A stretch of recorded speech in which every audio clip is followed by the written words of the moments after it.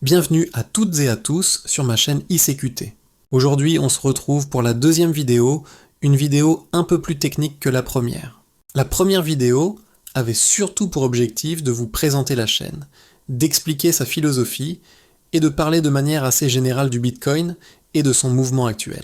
Aujourd'hui, on va commencer à rentrer un peu plus dans le vif du sujet, ma vision du marché. Avant toute chose, je tiens à préciser que ce que je vais dire ici n'engage que moi.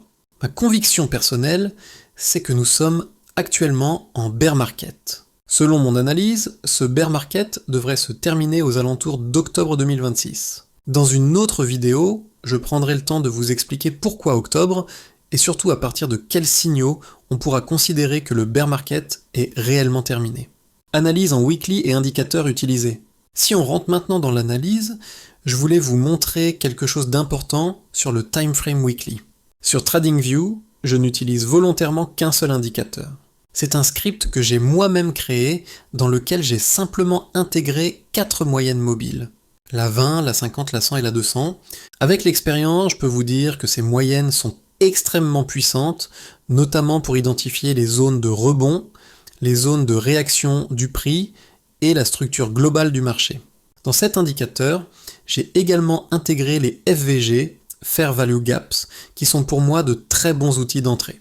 À elles seules, ces informations me donnent le chemin du marché dans environ 90% des cas. Le reste du temps, j'utilise aussi les order blocks, que je ne trace pas systématiquement, mais que je visualise et que je vous montrerai dans une autre vidéo. Ce que je vois actuellement sur le marché, si vous regardez le graphique en weekly, vous voyez clairement cette zone de rebond. Le prix est venu la tester à plusieurs reprises, et vous pouvez constater qu'elle correspond quasiment pile à la moyenne mobile 100 en weekly. C'est une zone technique très importante. Mais ce que je surveille surtout en ce moment, c'est le possible dead cross entre la moyenne 20 et la moyenne 50 en weekly. Et ça, clairement, ce n'est pas un très bon signal. Je vous invite d'ailleurs à faire l'exercice. Regardez ce qu'il s'est passé historiquement à chaque fois qu'un croisement similaire a eu lieu en weekly. Attention toutefois, la semaine n'est pas encore terminée. Le marché peut encore rebondir et ce dead cross peut être évité ou reporté. De mon côté, j'avais dans l'idée que toute cette jambe de marché, que j'appelle souvent une jambe ou une structure, pouvait encore revenir travailler la zone des 115 000 retracements Fibo entre 75% et 85%. Ce scénario n'est pas encore invalidé, mais j'attends vraiment la clôture de la semaine pour confirmer ou non ce signal. À partir de là, il y a deux manières d'aborder le marché. Soit vous êtes investisseur long terme. Vous achetez du Bitcoin pour 10, 15 ou 20 ans. Et dans ce cas, les corrections à court ou moyen terme ont finalement peu d'importance. Soit vous êtes trader et là votre priorité est claire. Protégez votre capital et évitez les pertes inutiles. Personnellement, j'ai toujours séparé mon capital en deux parties.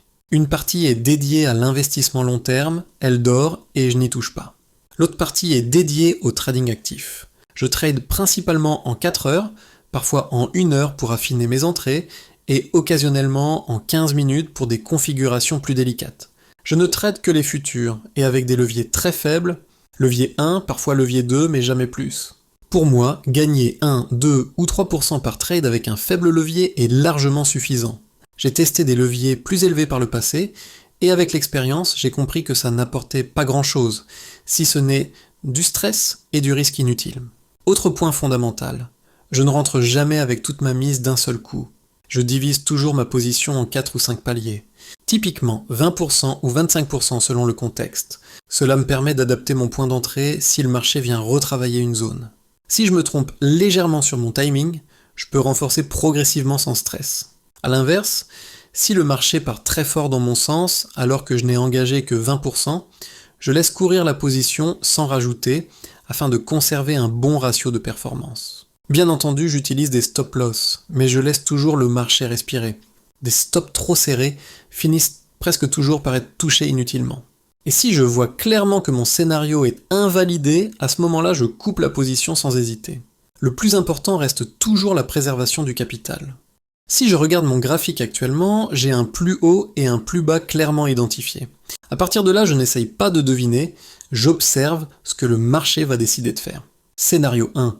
Le marché pourrait très bien se corriger légèrement, refaire un plus haut, à aller chercher une résistance, par exemple la moyenne mobile 50 en H1, et former une petite structure de continuation sans casser le plus bas, tout en faisant des plus hauts. Dans ce cas-là, on pourrait aller chercher une EMA 50 ou 100. C'est une première possibilité. Scénario 2, cassure baissière. Autre possibilité. Le marché va chercher un plus bas, ne refait pas de plus haut, puis enchaîne avec un nouveau plus bas, jusqu'à venir tester et casser le deuxième rectangle que nous avons tracé. Après cette cassure, le marché pourrait ensuite repartir chercher un plus haut. C'est un scénario parfaitement valide lui aussi. Ce qu'on a pour l'instant, on a actuellement un FVG en 1 heure exploitable. Sinon, on peut aussi regarder le retracement Fibonacci en H4 entre la zone la plus haute et la zone la plus basse. Mais soyons clairs, pour le moment, le marché ne donne aucun signal clair. Donc il est impossible d'anticiper un mouvement avec certitude. La meilleure décision ici, c'est d'attendre. Autre possibilité Fibonacci. Le marché peut aussi aller directement chercher le bas, puis remonter vers les 75-85% de retracement Fibonacci. Exemple concret, octobre 2025. Regardez ce qui s'est passé ici. Un plus haut, un plus bas, et puis cassure du plus bas, sans jamais revenir chercher le plus haut. Résultat, le marché a baissé. Même logique ici. Bas, place bas, haut, mais pas de plus haut ensuite. Le marché est allé chercher un nouveau plus bas. Et ça fonctionne aussi dans l'autre sens. Je trace une résistance. J'ai un plus bas. Puis des plus hauts, sans casser le plus bas, on vient chercher un nouveau plus haut. Là, un long était totalement exploitable. Cas de la grosse mèche baissière. Cette grosse mèche était prévisible dans le sens baissier, mais pas dans son ampleur. Il y a eu énormément de liquidation. Personne ne s'attendait à ça. Juste après. Place bas plus haut, puis une succession de plus bas. Ensuite, le plus bas n'est pas cassé.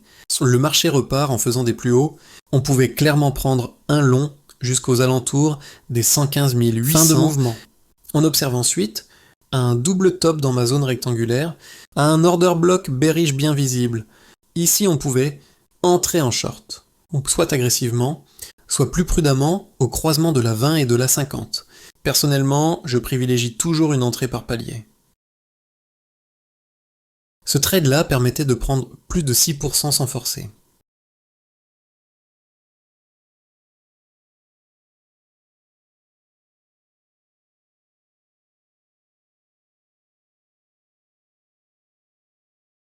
Pour conclure, ce qu'il faut bien comprendre, c'est que le marché ne se devine pas, il se lit. On a toujours plusieurs scénarios possibles, haussier comme baissier, et notre travail, ce n'est pas de prédire, mais d'attendre que le marché valide une structure. Tant qu'on n'a pas de cassure claire, pas de confirmation, on ne fait rien, et ne rien faire, c'est aussi une décision de trader.